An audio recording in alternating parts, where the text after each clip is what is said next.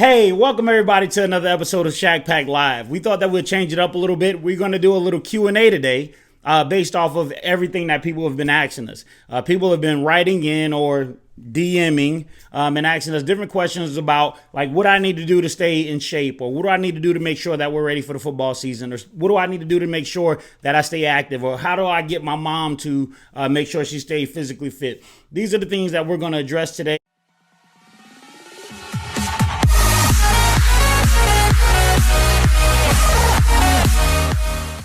Just a little bit about myself to tell you why I'm qualified to answer these questions. Former Division I football player, 3 degree, been coaching football for 13 years, know how the athletic body works. I've coached track for 6 years. I've coached wrestling for 5 years. I've been all around the arena in many different capacities. I coached professional football for 2 years. That's my resume. We're going to get started. Sash, my lovely assistant, she's going to ask some questions, and we are going to answer them. So whenever you are ready, Miss Sash, please go ahead and enlighten us. Good afternoon. Good afternoon. So our first question from our viewers is, why did you become a coach? Yeah. So that's funny. So after I finished playing arena football, this was back in '07. My son was coming, Shak. I just moved to Georgia. I wasn't about to stop playing arena football. I thought I was. I wound up playing 2 more years after that, but I was trying to find a different, path or avenue to go into.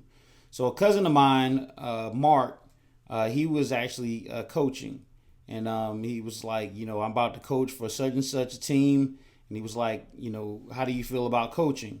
So he referred me to a website. I wound up getting in touch with a gentleman named Chris Thomas. Wound up hitting him up. This was at North Atlanta High School. I wound up going into a practice. The kids kept coming up to me, talking to me, and literally pulling for information like I was a god or something. And it was kind of cool, to know that you have a lot of information, and kids want to, know who you are and know what you do. And when they find out what you've done, they get excited. So, it was really infectious, and I'm glad I did, because, this has been the most rewarding career you could ever imagine. So I'm glad I made that choice. How would you describe your coaching style? That's a good question. My coaching style, it varies. It varies from day to day. It's kind of weird. Because off the field, I'm loving, I'm nurturing, I'm caring, I'm like a father, I'm like an uncle, I'm like a big brother. I'm laughy, jokey, whatever. How's your day? I really care about all of my athletes. On the field, it kind of changes. It's more of a business mentality. I'm still laughy, jokey throughout, when we're not in the periods. But when we're in the periods, it's all go, high intensity, have to get more out of you. It's still motivating. But it's more, go, let's get this done. You can do this. Let's go. We got to get it. It's one of those things. I get really excited really quickly. Even you can tell in my videos, it's sometimes I'm like, and then sometimes yo, let's go, let's get it. You know what I mean? So it's that's kind of how it is. It's kind of turn on, off. You know what I mean? What can your athletes expect from you as a coach? Oh, okay. As a coach, my athletes can expect for me to be loyal, dedicated, dependable. They can expect for me to always be there for them.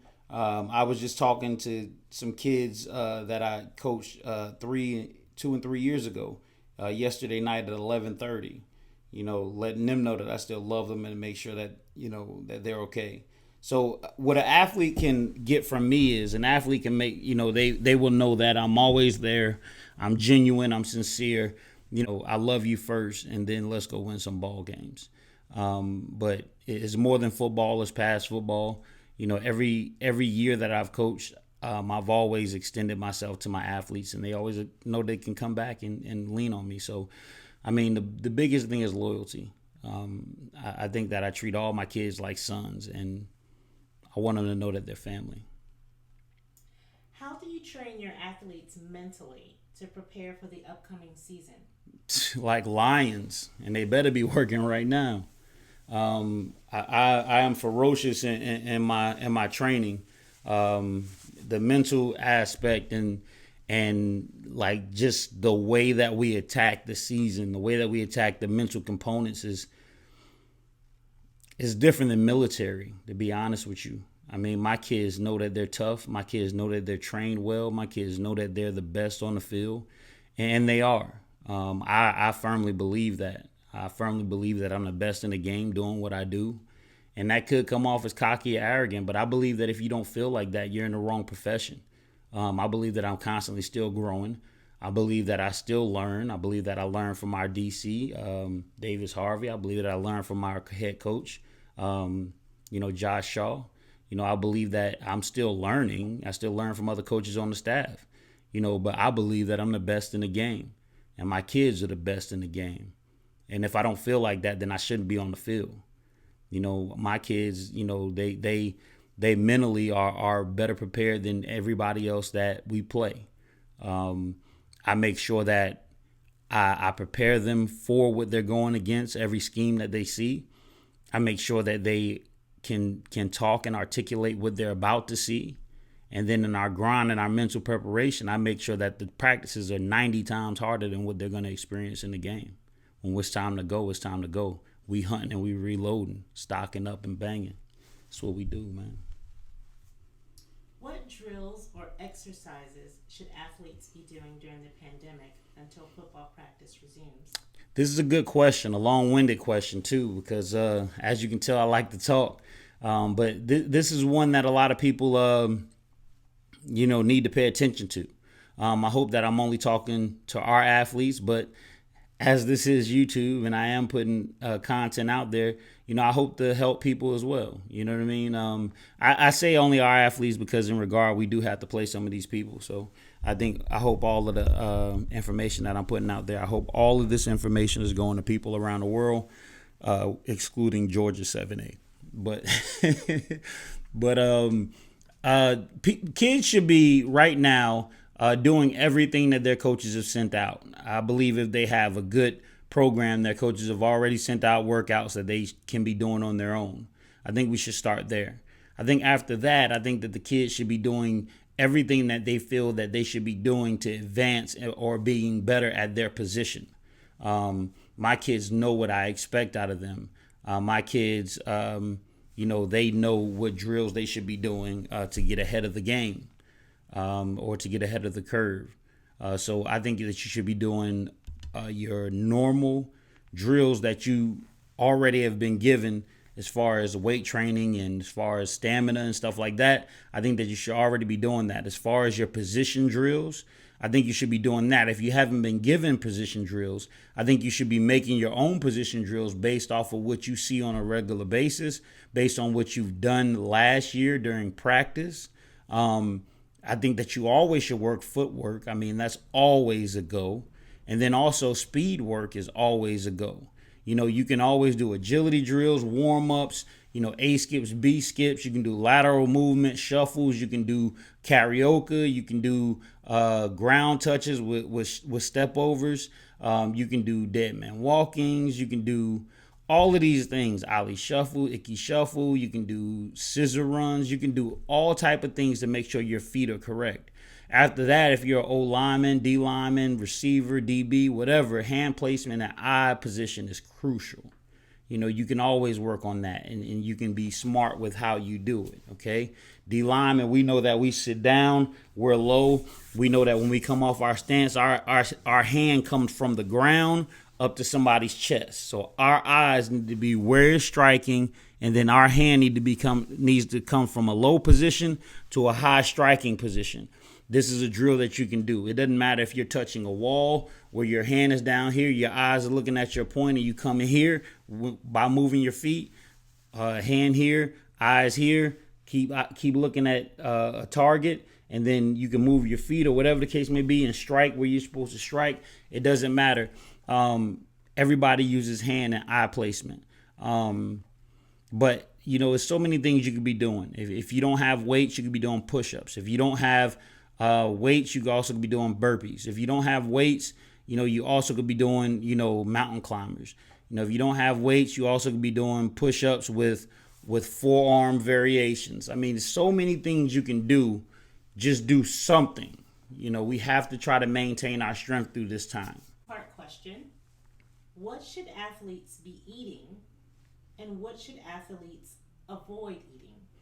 Okay, so you should avoid eating junk food. That'll be the first thing that could take you out. Remember that whatever you put in your body, that's how your body's gonna perform.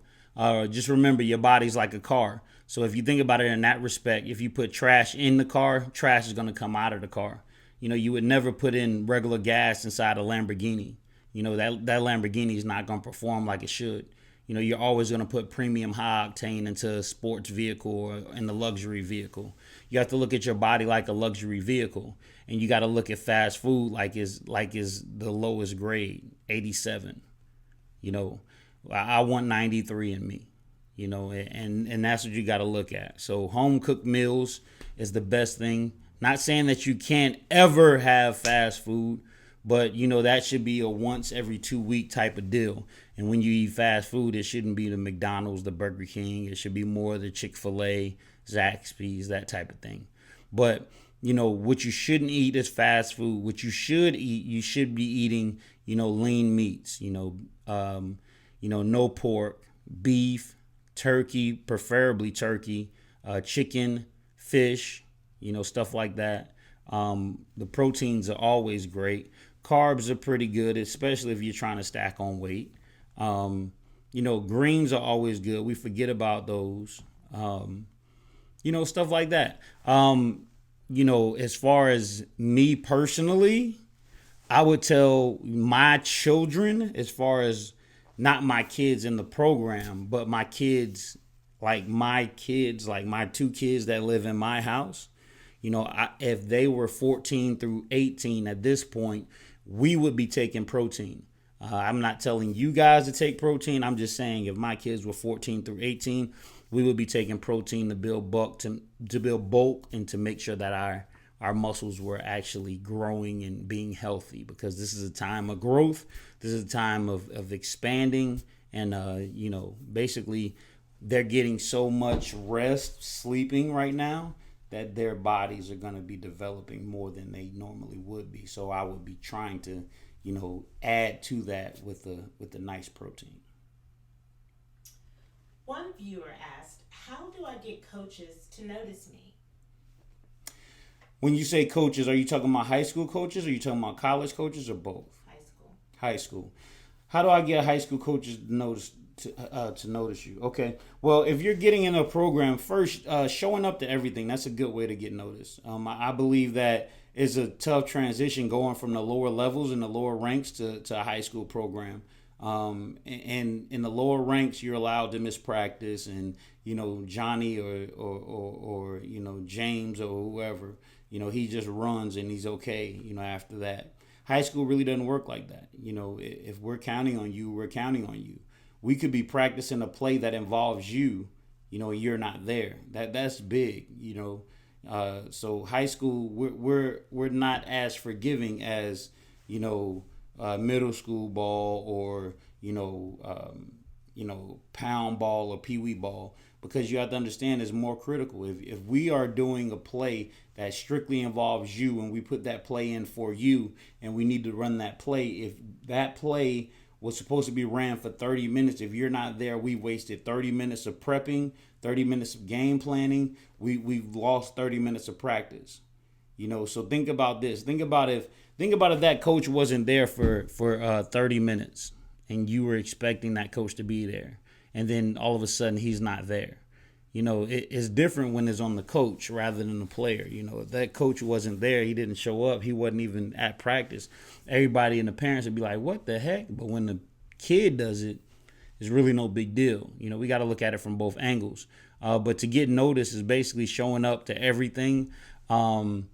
Also, like I said, being on time, that's good too. Tommy West at Memphis, he had a saying that to be early is to be on time, and to be on time is to be late. So you always want to be at least 5 minutes early. That's really should be your on time. And if you're on time, you're late, because if practice starts at 5 o'clock, You show up at 5 o'clock, you're late. You never know. Like, coach could have us doing something, or we could have you doing something, 15 minutes before, and you're like, oh, you're clueless. We could be going over something, reviewing something, and now when you get there, we have to go over it all again. So it's always good to show up early, in work and life or anything. And that to get you noticed. Also, work ethic. Work ethic could get you noticed. Working hard, doing everything the right way, the correct way, and doing it as hard as you can. That'll get you noticed. Outperforming somebody else. That'll get you noticed. A good attitude. That'll get you noticed. Those are the main things. Being at everything, being on time, hard work, outperforming somebody, a good attitude. Those are all 5 things that'll get you noticed pretty quickly. And being a baller. If you're just a baller, like just a straight up monster animal, like that'll get you noticed immediately. And contrary to what people might think, like I don't know why people think, oh my God, this coach won't play my son. Like, listen, we're in the business of excelling and succeeding and winning. We play the best children. Period. That's what it is. Like, I don't know a coach that says, I'm not playing James because I don't like James. Man, please. If James is the best dude, it doesn't matter if James sets fires on the weekends. James is going to play. James might be doing bear crawls or James might be getting punished, but James is going to be playing. That's how it is. Which brings me to my next question. One of your parents chimed in to ask, what is your philosophy on playing time? So, my philosophy, it really doesn't matter what my philosophy is. It really matters the overall direction and the philosophy of, who you're working for. But the crazy part is that my philosophy coincides with who I'm working for. We pretty much see eye to eye. The way playing time is measured, we look at it from, first off, a talent perspective. Who's ever the best person is going to play. After that, we look at it from, a work ethic and earning reps type deal. So if a kid is at linebacker and that kid at linebacker is light years above the person that's behind him, then that person is going to play.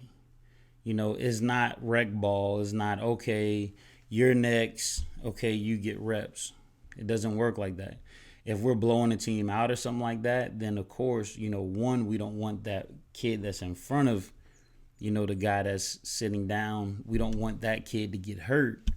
But then also, we don't want the kid that's behind him not to ever get any reps because obviously he's next if that other kid gets hurt, if the first kid gets hurt. So if we're blowing somebody out or we have a large margin, we're going to try to make a sub to get that kid more varsity reps. Because when he goes in, he's still going to be going against that first team guy for the most part of the other team or either a second team guy. But to get reps on Friday, that's critical.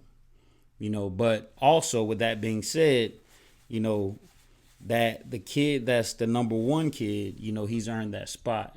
So it's not like, okay, Johnny's a good kid. Let me go ahead and throw him a bone and put him in there. Johnny's not playing for a reason, and I mean, the best way to show somebody that is that if Johnny's not playing and somebody, feels that Johnny should be playing, the best way to handle that is for the person to come to practice or, talk to the head coach and, the head coach do a good job of explaining why Johnny's not playing. But also what people have to understand, and it's tough for parents to understand this, but, the reason why Johnny's not playing, is one, Johnny may not be as good as the guy that's in front of him. And two, this is hard-nosed football. Johnny can go out there and get hurt if he's not, prepared to be in that situation. But we always reevaluate talent. That's done from week to week. And we try to play the best guys. And the guys that have earned reps during the week, we try to reevaluate it and try to get them on the field in some magnitude. How do you handle an athlete that's an amazing baller but has a bad attitude? It's a good question. It tends to take me back to how I was. So, I mean, I like those situations. Um, those actually are my favorite situations to coach because a lot of times, a lot of people don't take time, with kids like that. That's actually how I was. I had a terrible attitude when I was little. But the reason why I had a terrible attitude was because of some of the things I was going through.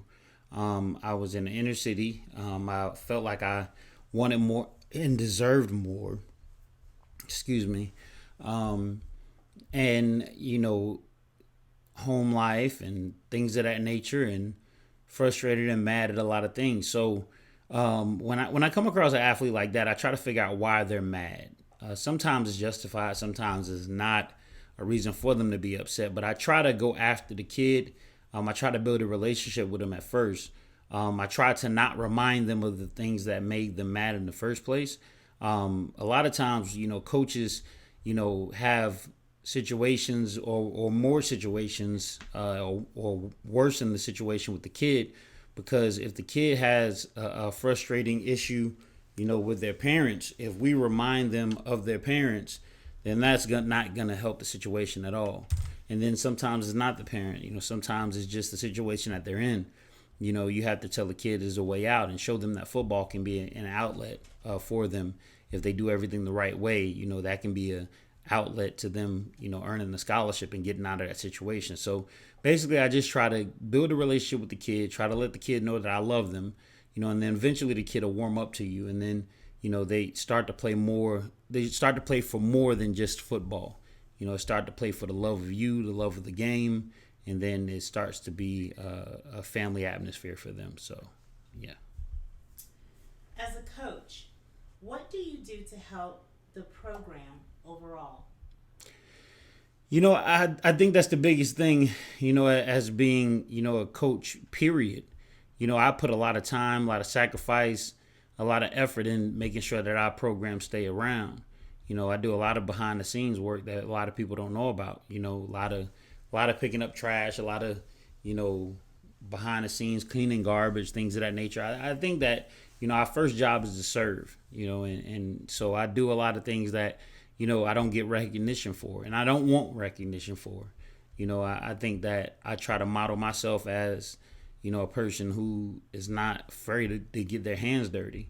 And that comes from the top all the way down. Like the person that I work for, they are the most, humble, hard-working individuals in the world. Sometimes I want to tell him to, sit down somewhere and stop working so hard. You know what I mean? But like if you see somebody else working hard, it makes you want to work hard. So, I think that, in building a program, I think that you have to first love the program. It's just like your house. If you take care of your house, you get blessed with more. If you appreciate what you have, you're that much more, likely to invest in it, to grow with it, things of that nature. So if you care about anything, if you care about the program, you'll put your heart into it, you'll put your effort into it, and in turn, it'll feed you back. I get all the time, where parents come to me and say, I know you really care about my kid.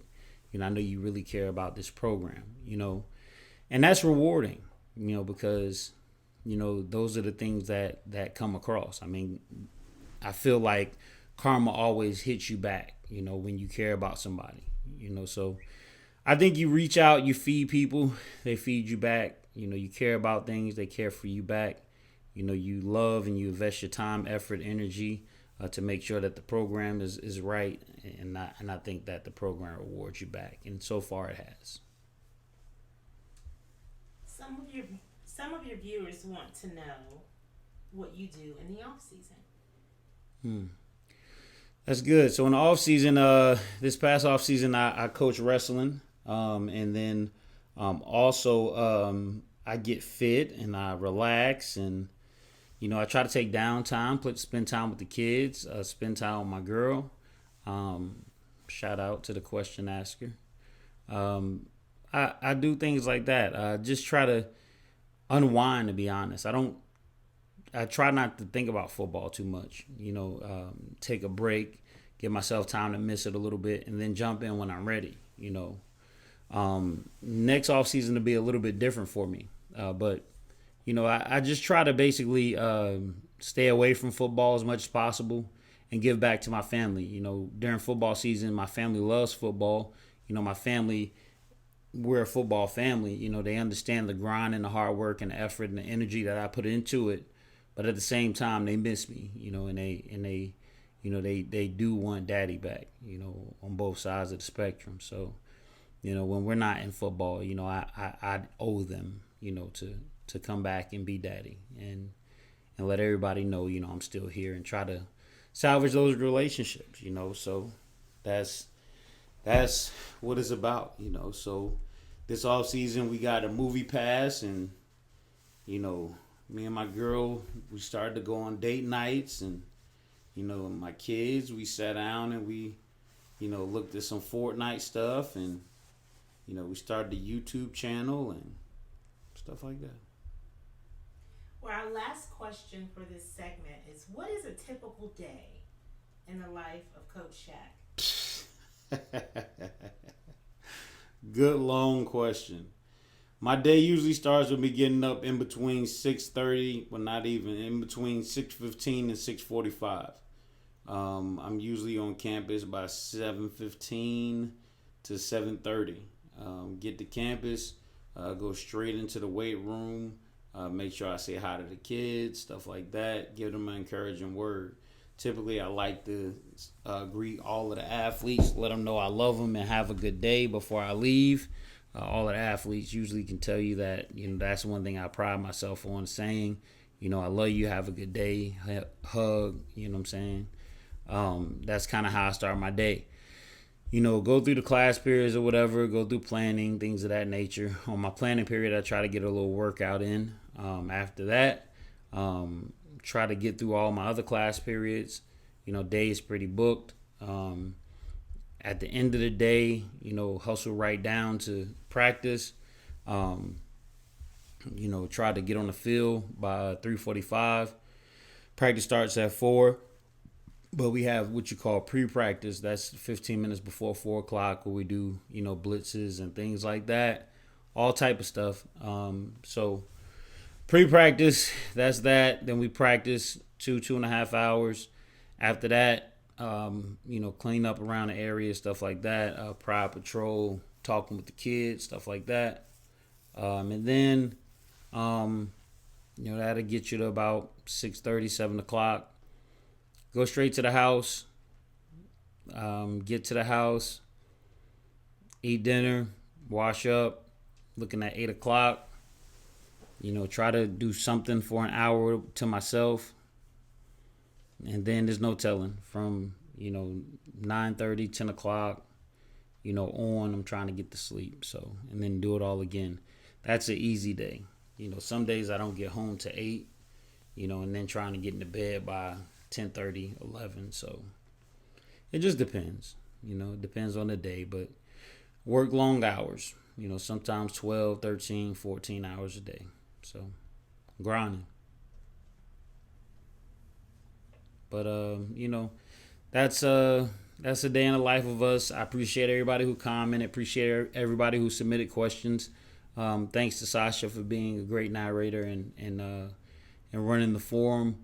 I appreciate everybody who's chimed in and responded to Sasha when she asked you guys for questions. As always, thanks for riding with the pack. You already know the squad. You guys before me. I'm a little in this equation. I appreciate everybody. Thank you for what you do. Y'all keep tuning in. Pack.